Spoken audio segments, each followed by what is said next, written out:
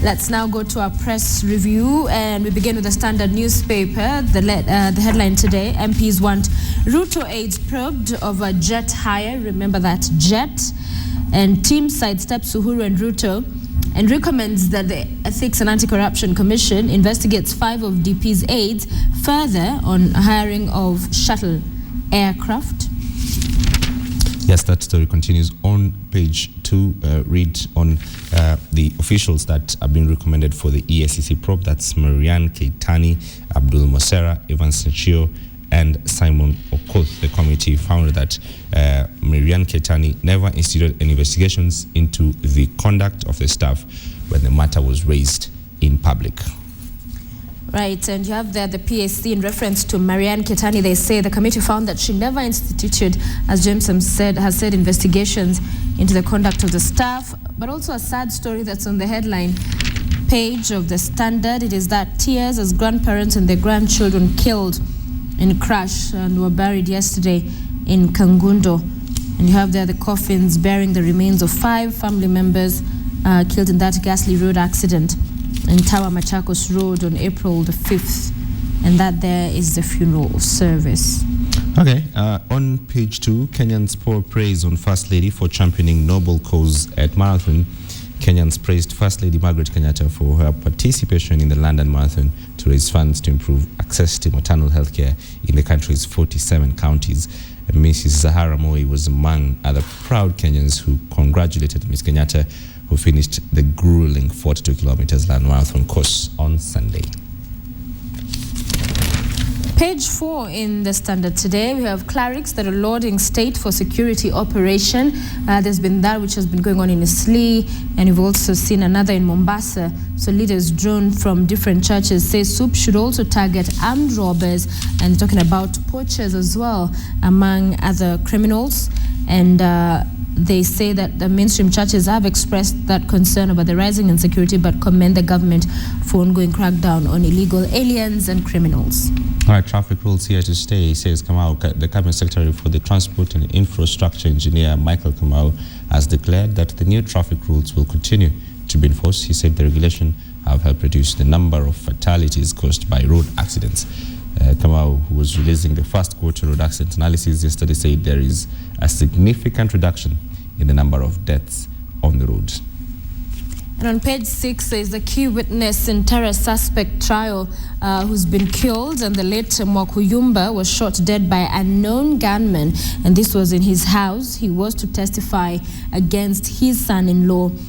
So this was unknown gunmen that killed a 63-year-old man, 65-year-old, I beg your pardon, in Kwale, who was due to testify in the trial of an Al-Shabaab suspect. The killing came as 26 suspects arrested in a police swoop for being up in the country illegally were charged in a Mombasa court.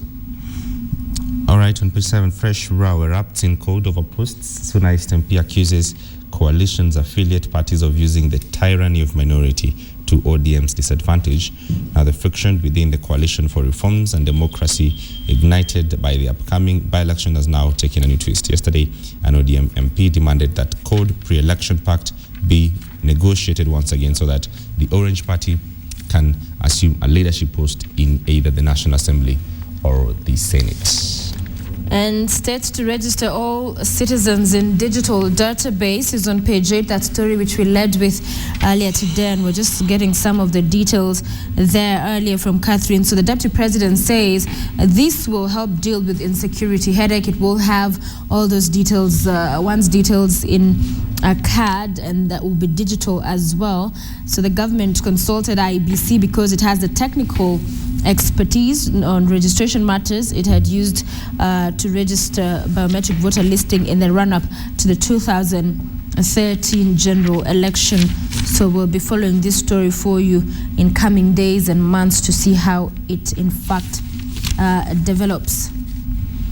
Okay, governors react to expose. Governors have dismissed media reports depicting health facilities devolved to all counties as being in a sorry state. An investigative piece in the Standard yesterday revealed that since the health function was devolved to counties, patients continue to miss essential medical services due to lack of drugs and personnel. That story on page 8 of the Standard, an expose that continues in today's Standard as well. In case you want to find out what's inside the banks, inside bank vaults is the headline in the Business Beat today. And the story behind industry's profits and how that works out is a special report in the Beat, and pages 4, 5, and 7 has that story. Also inside the Beat, economic growth not enough to end poverty. So much more this story on page 3 says needs to be done to actually put an end to poverty. And grow potatoes, tomatoes on same stem. How would that work? You have details in there, as well as a story from hawking eggs to owning PSV fleet. How a person's story there developed from egg selling to PSV fleet. And insecurity, terrorism, poaching take toll on one's vibrant tourism sector as well. That story and others amongst those covered inside the Business Beat, a pullout in the Standard newspaper today. Okay, and on the back page of the Standard, Ghana's on rescue mission. Thomas Somalian insists Arsenal will shake off the draining effects of the Marathon FA Cup semi-final win over Wigan in time to revive their bid for a top 4 finish in the Premier League. Arsene Wenger's team were pushed to the limit by holders Wigan and needed a late equalizer from Per Mertesacker to force the penalty shootout, which finally enabled them to see off the stubborn championship opponents after a 1-1 draw at Wembley. That game was on Saturday. That amongst other stories in Fever Pitch, including Abdallah Juma sent home as KCB remain bottom of KPL, and hunt for 86 million shillings World Marathon Majors jackpot after London win. All inside the Fever Pitch in the Standard. Let's now cross to the Daily Nation, which leads today with that big story on fresh registration. Kenyans must apply for new national identity IDs. So the biometric data, NHIF and NSF details will be captured in the fresh drive. An exercise also expected to net those with fake papers and establish a clean record for planning, elections, as well as national security. All right, and classical for Fubin police operation, and Christian clergy and the Eastleigh business community have asked the government to be humane in the ongoing crackdown against suspected terrorists and illegal immigrants across the country. Business in the area, which operates 24 hours a day, has virtually collapsed, with prospective customers afraid to venture into quote war zone. That also in relation to the security matters on the front page of the Daily Nation. And a story also highlighted there is a couple paid 100,000 shillings for death of their baby. The details are on page 9 of how a 1-year-old girl was mauled by dogs belonging to family's employer, and now the couple has been paid 100,000 shillings for that. All right, and court halts new traffic regulations. Summons show courts are ready to hold powerful officials accountable, and the death toll drops by at least 20%, declares Kamau. Page 2 and page 3 are spread there on the transport rules and regulations. There's a ruling yesterday that matatus are required to join SACCOs and install digital governors. That has been suspended, and the court halted those rules. Engineer Kamau says he's not received those summonses, and when he does, he will react and respond.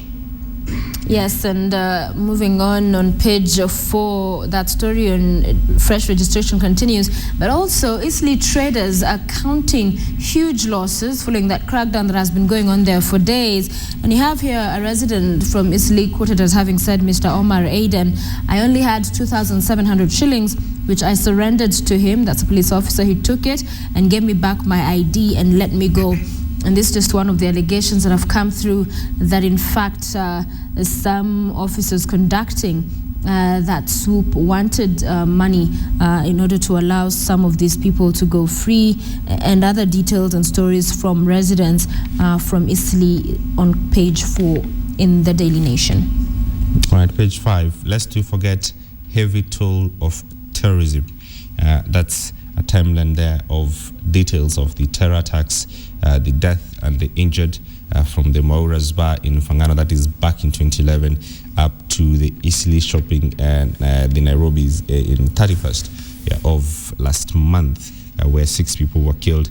That is for you there, the terror timeline. Lest you forget, the heavy toll of terrorism. And on page 6, we go to the communication wars in the country, where France Telecom bought a stake in the firm 7 years ago. And you have here Telkom Kenya as well to go under the hammer. So French investors have informed the government they are looking for buyers of Orange, the second operator to exit Kenya. And France Telecom has put Telkom Kenya on sale, becoming the second mobile phone operator to exit the market this year. U-Mobile is also up for sale. Details there, where you have 9.4 billion shillings. That is the annual revenue of Telkom Kenya last year, compared to Safaricom's 12 billion shillings per month. So in 1 year, they had 9.4 billion. Safaricom gets 12B a month. And 30% is the percentage that the government owns in Telkom Kenya after it fails to raise cash to boost the firm's revenue, diluting shareholding. Also on that page, lender depicted me as broke. That is what a judge is saying there. All right, still on page 6, man who spread AIDS gets 15 years. A middle-aged man has been in prison for 15 years for deliberately transmitting HIV. Gilbert Kipto Barbos infected a woman he had intercourse with AIDS. He faced 3 charges, among them intentionally and willfully having unprotected sex with the complainant, aware that he was HIV positive and that doing so was likely to lead her to being infected with the deadly virus. Finally, on page 8, you have agency boss sued over 2 billion shillings tender. The petitioners here claim Chinese firm was irregularly awarded deal by the CEO and want him out. And that story also that you find here is Exco official stole, quote unquote, 115 million shillings. Back page, forget about pay rise. That is what workers have been told. FKE, Federation of Kenya Employers, says its members will not implement changes to minimum wage.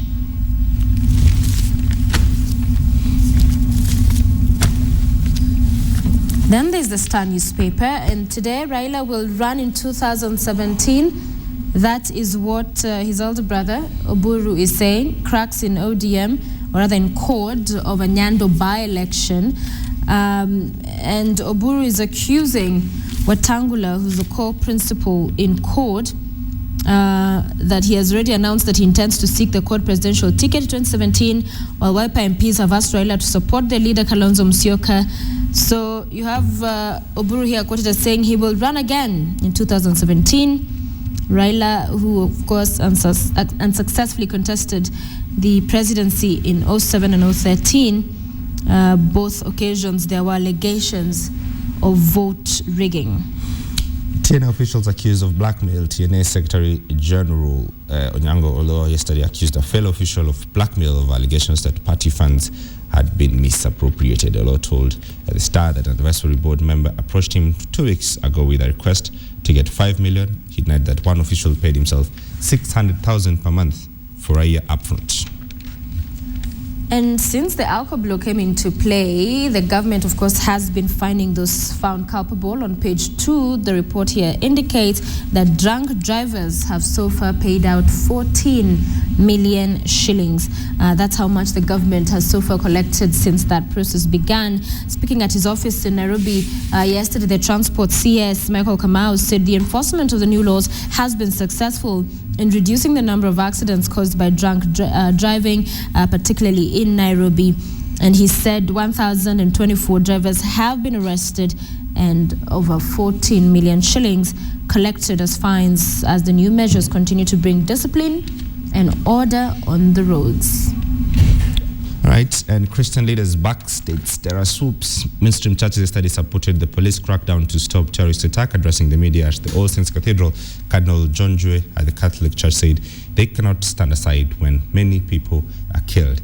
The churches, however, asked security agencies to handle the ongoing operation in a humane manner, as the dignity of life should at all times remain a priority. Terrorist attacks have in the recent past targeted Christians in churches, with pointers that Muslim fundamentals are the alleged architects. Also on page 4, state has agreed to pay victims of the Sinai fire. The government has agreed to that compensation of the victims. In that fire, 100 people were killed. And that, of course, if you remember, happened 3 years ago. So High Court Judge David Majanja was yesterday said that talks between the government, the Nairobi Senator Mike Sonko, Kenya Pipeline, and the National Environment Management Authority and the victims have materialized. Those are the talks between those parties. Amongst those parties, and the case was filed by Sonko in 2011 on behalf of the survivors and families who lost their loved ones in the August 2011 tragedy. All right, Rwanda Genocide Group still a thresh to peace. 20 years after the genocide, Rwanda still faces threats from Democratic Forces for Liberation of Rwanda. A diplomat said. Rwanda High Commissioner Yamina Karitani said the FDLR has continued to create insecurity and commit crimes against humanity. Page 5 of the Star. Read about that, and also Ruto and Sang IC trial takes 3-week break, and crop disease may wipe out bananas livelihoods. That's the Food and Agricultural Organization. Wildlife Service to recruit 600 from the NYS. The Kenya Wildlife Service will recruit rangers from the National Youth Service, and the KWS will recruit those 600 men and women to beef up security to eradicate poaching. That's on page 8 in the Star. Let's finally go to the People newspaper. Today, it's fresh registration order for 42 million Kenyans. That is the big story that broke yesterday, and it's back to square one. Deputy President Ruto announced the biggest investment by the state to curb terrorism and insecurity by registering all Kenyans afresh in a national digital database to assist the government in addressing insecurity and for purposes of national planning as well. All right, still on the top page, the leaders of the mainstream security churches in Kenya have urged security agencies to handle the ongoing swoop on suspected terrorists and aliens in a humane manner, even as they call for an expanded operation to include other facets of insecurity. Read about the minimum wage, and employers tell government not to increase pay, arguing that state should not base review on inflation alone. Those are some of the stories inside that we'll look at, that you'll find inside that copy of your People. Oh man, how things have changed is a feature on page 3 in reminiscence of yesteryears. You have Peter Mwenda here delving into the days when programs lineup were kept posted on TV screen the whole day, and pages were communication gadgets for the executives, while floppy disks ideal carriers of data. And that story takes you through how times have surely changed with globalization and technology as well, changing and becoming better with the days.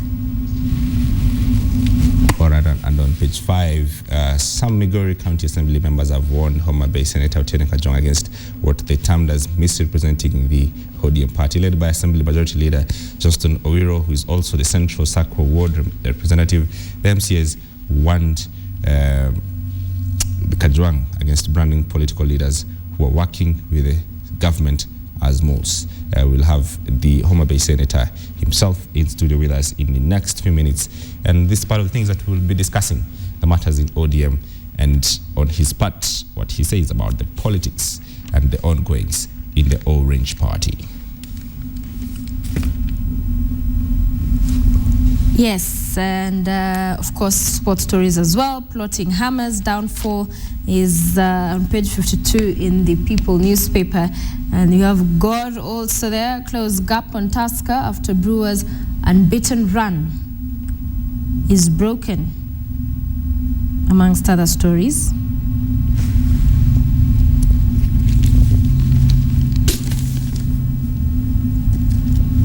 And that is a look at the local dailies today. Grab yourself a copy of the Standard newspaper. You have the Extra and Business Beat, as well as other stories covered for you in there. Do grab yourself a copy.